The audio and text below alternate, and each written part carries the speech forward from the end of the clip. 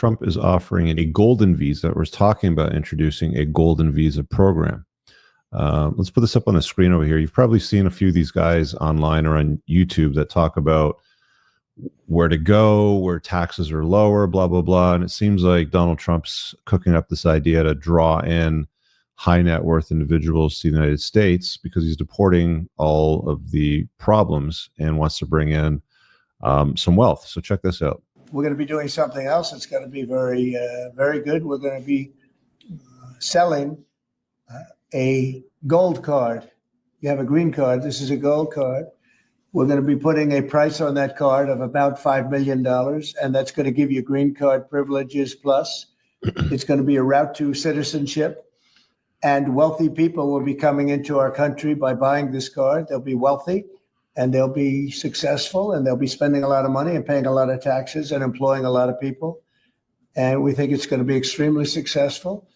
And never been done before, anything like this, but it's something that we're going to be putting out over the next, would you say 2 weeks, Howard? Do you want to say a couple of words about it? Sure. President, are there Wait a any minute. requirements for that Hang on a gold sec. card? Do you have to invest a certain amount of money in this country in order to qualify for that gold card? Yeah, exactly. So the EB-5 program was really, you lend some money, but it was full of nonsense, make-believe and fraud. And it was a way to get a green card that was low priced. So the president said, rather than having this sort of ridiculous EB-5 program, we're going to end the EB-5 program. We're going to replace it with the Trump Gold Card, which is really a green card gold. So they'll be able to pay $5 million to the U.S. government. They'll have to go through vetting, of course. We're going to make sure they're wonderful, world-class global citizens. They can come to America. The president can give them a green card, and they can invest in America, and we can use that money to reduce our deficit. Why do we give out lotteries of green cards? Why do we give out EB-5 for green cards? The president of the United States understands that the right answer is, why don't we eliminate the deficit of the United States of America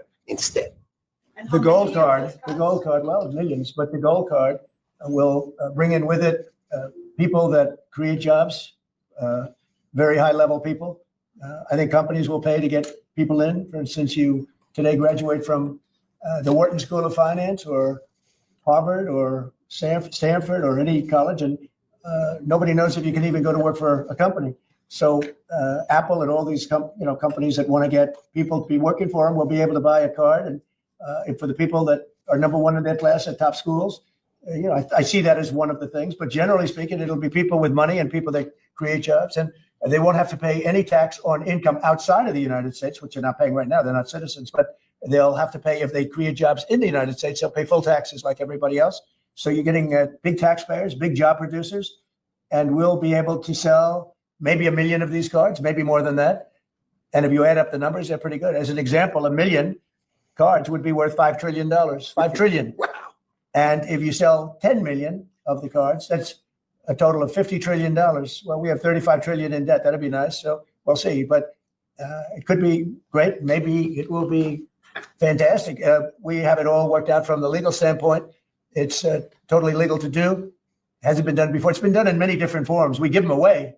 Why should we give them away? We shouldn't give them away. And I think it's something very exciting. I think it's potentially just something that we're all very excited about. So let me just go back to here to the full screen. So as a guy that's contemplating a move, this is interesting because it's like, he's basically saying, cough up $5 million and you can become a citizen, or we'll accelerate the path to citizenship for you. I have no doubt that people will buy it just because they got so much freaking money and they live in Hong Kong or Saudi Arabia or something like that. And they're just, they've got more money than what they know to do with, and they'll just get a citizenship because why wouldn't you? But here's the thing. You can marry an American, which is probably the cheapest way, or you can do it via the route of an E2 visa where you make a investment in a business in the United States. The visa application fee is $315 instead of $5 million, and you don't get immediate citizenship, of course, but it's a path to it. So there's other ways to go about it. I mean, I could easily say, hey, Moff, let's set up a podcast studio in Tampa, and go the E2 visa route or whatever. But I thought that was an interesting proposal. I have no doubt people will take it, but I don't think they're going to sell 1 million of these things. That would be substantial.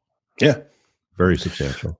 Yeah, interesting idea, but I mean, is it better than any alternative we have right now? Like you said, like we could start a business easily and pay a small little fee and just say, hey, look, okay. I mean, there's a lot of things that need to be cleaned up. Obviously, the debt is something that he's focused on handling, but I don't know. I think you're right. I think there's some good guys out there that are going to buy it just for the hell of it. But do I see it as a realistic path to trimming the deficit in some significant way? No.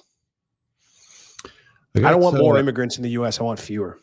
Yeah, I mean, I don't know why other governments aren't figuring this out. Like they're just opening their borders and they're letting people float. I said this earlier today on social media. It's like, you get all these leaders like Trudeau and Keir Starmer and Macron and all that sort of stuff, and they're adamant about protecting Ukraine's borders. But they do virtually nothing to protect their own borders. They're letting people invade their countries in like rubber dinghies and claim asylum who are causing nothing but havoc, within those borders. It's just so bizarre to me that they're so interested in protecting Ukraine's borders, but do very little to nothing to protect their own citizens and allocate taxpayer revenue to their own citizens. Like they put up these fake asylum seekers in first-class hotels. They're doing it in New York right now, right? We saw that during the I don't know if you saw the Joe Rogan Elon Musk interview, but he was talking about the use of government funds, welfare funds, to put up asylum seekers in first-class hotels in New York City. It's crazy stuff. All right, guys, I really hope that you enjoyed that clip. If you want to check out the full-length podcast episode, you can find that right over here. Also, make sure you visit my website over here where you'll find my supplements, the opportunity to book me privately one-on-one for coaching, and most importantly, my new School of Unplugging, which you'll find on the Courses tab. Newer to the channel? Hit subscribe.